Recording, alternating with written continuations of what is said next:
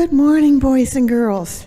Well, there aren't many of you, but you look so good to see. I'm happy to be here today. Are you? And I want to talk about one of your favorite Bible characters. Wonder who that could be. It's somebody who did a lot of really important things for a bad kingdom in the Old Testament. Maybe Babylon will remind you of who it might be?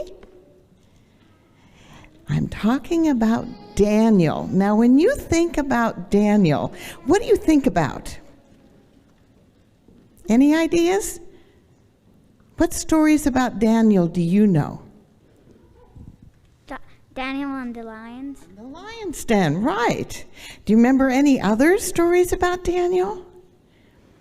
Do you remember when he was brand new in the kingdom of Babylon? He was a nobody, really. And then the king had a dream. And he called all his wise men and his magicians. And he said, I had a dream and I want to know what it means. Well, tell us, they said, and we'll tell you what it means. He says, I don't remember, but you're soothsayers. You should know. But they didn't know, and they were afraid to guess, and they were all going to be killed.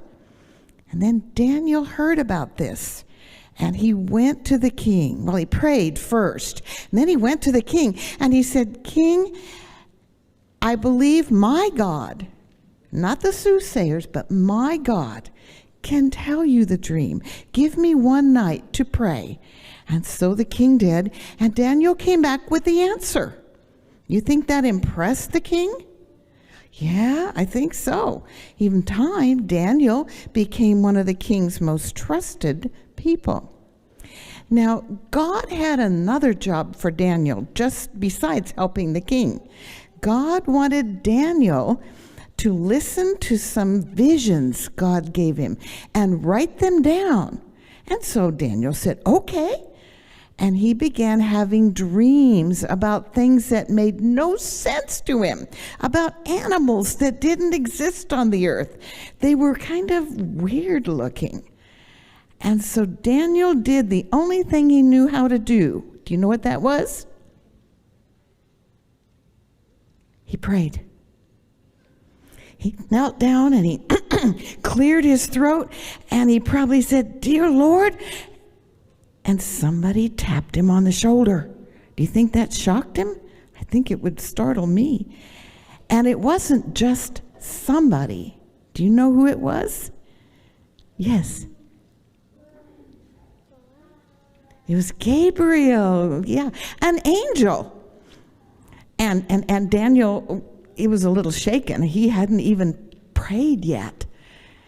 And Gabriel said, You are favored of God. You are much loved. And I am here to tell you what the dream meant. And he did. He explained as much as he could to Daniel. And then, he went back to heaven. And that happened a couple times in Daniel, chapter 8 and chapter 9. You know, when somebody taps you on the shoulder in the middle of the prayer and has your answer for you, that's kind of a special prayer, isn't it? I call those prayers lightning prayers, because before we ever pray them, God is sending help. Do you know how long it would take us to travel from heaven to earth? But Gabriel got there in just like that fast, very fast. But in Daniel 10, Daniel had another dream. And it troubled him, and he wanted to know the answer. And he knelt down and he started praying. I don't know, but maybe he was looking around to see if his friend Gabriel was coming, but nobody came. And he prayed it, and he prayed it. For 21 days, Daniel prayed. He was fasting and praying, and he was praying and praying, and he was thinking and praying, and still he didn't have an answer. He was growing weak. In fact, it says he was lying down on the ground when somebody came and tapped him on the shoulder. And who do you think it was? Gabriel. And in essence, Gabriel said, I'm not late. God held me up with another project, but he knows about your prayer and he has an answer for you. Wow. But why didn't he come immediately like he had before? Well, that's another kind of prayer. And it's a lesson for us because you see, we all have prayers, right? Every one of you prayed for something in the last day. How many of you have had a prayer answered? I think all of you have. If you've prayed, God's probably answered. How many of you have prayed something over and over and over and you didn't get an answer?